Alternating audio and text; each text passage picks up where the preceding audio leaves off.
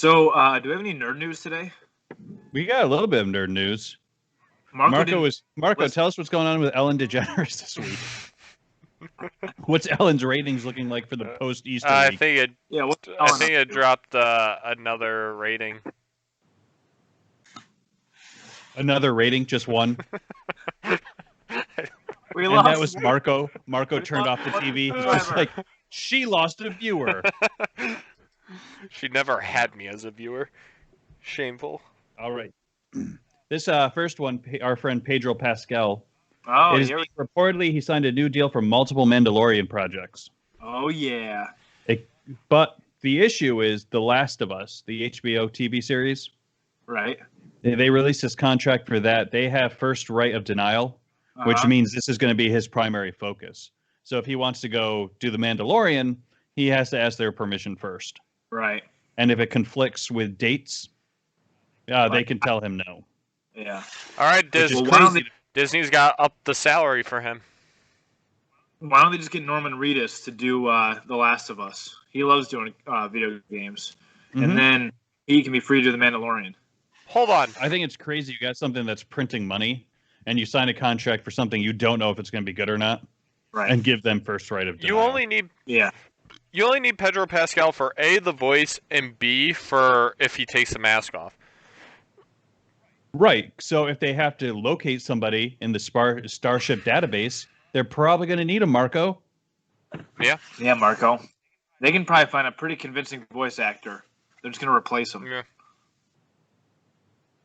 So I just wanted to bring up the article I read had a really interesting one. So if you remember Chris Pratt when he was doing Guardians of the Galaxy. I feel like I've heard that recently. Who said that? And Parks and Recreation. Oh, it's Marco's favorite actor. Mm-hmm. He was doing two at the same time. So Parks and Rec could have told him, no, you can't do this Disney movie. But since they were friends with him, they're like, oh, yeah, absolutely, go do this. Yeah. And they moved the whole cast to England. So it's like it could work out fine. Well, what's crazy, too, is that not only did he have to do that, but he also had a huge physical transformation for that role. And it kind of changed who Andy was as a person, as a character. Like, it wasn't just the time they lost. They lost pudgy, goofy Andy. How'd you lose all that weight? I just stopped drinking beer. I will say Parks and Rec going to England was probably one of the best TV series moving locations I've ever seen. Like, especially like in the 80s, that was a big thing. It's like, 4 episodes, we're going to Hawaii, guys. I remember Full House would go to Disney World every once in a while. That was a solid 3-episode arc. Yeah. As a kid, that blew my mind. I was just like, she got to be princess for a day? I want to be princess for a day. I want to be a princess. Uncle Jesse's not making time for Aunt Becky. Wow.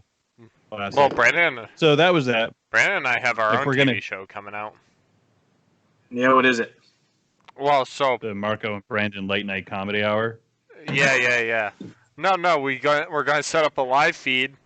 I go on a date with somebody, but the viewers choose what I do. They have to make all the decisions for me. They do a vote. Brandon, how's it work again?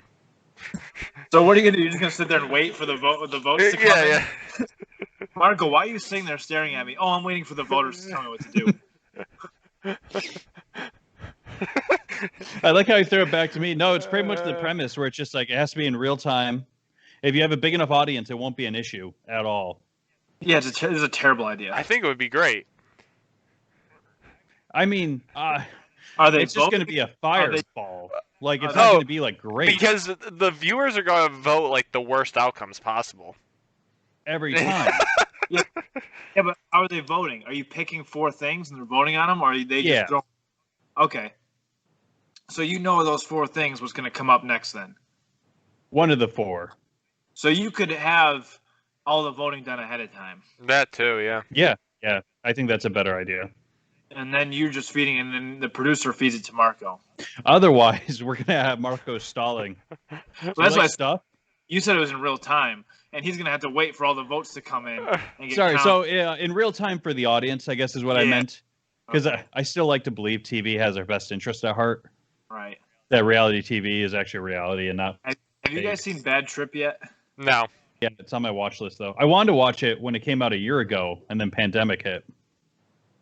That's just the came- perfect time when pandemic hit. Also, don't shake your head because you never watch any of our recommendations. Your recommendations suck.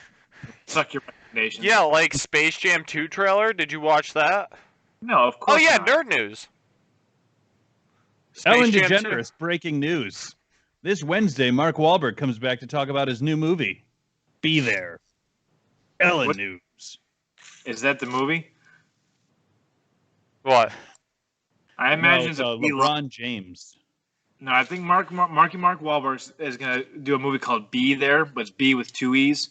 And remember how B movies became like a thing in the in 2000s? He's gonna try to bring it back like way too late, and it's The gonna B be a love movie. story where Marky Mark is a bee, and he wants the other bee to be there.